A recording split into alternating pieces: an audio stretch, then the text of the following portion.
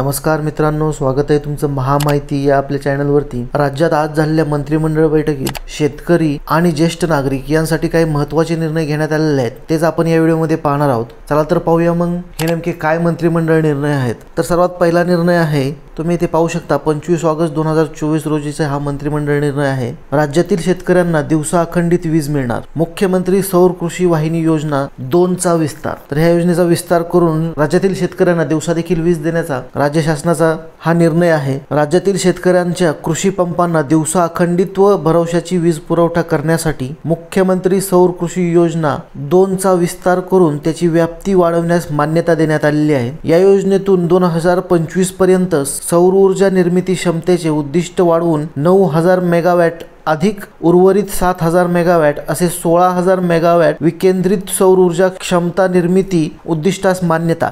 यामुळे राज्यातील 100% कृषी पंप ग्राहकांना दिवसा वीज पुरवठा करण्याचे उद्देश साध्य होणार।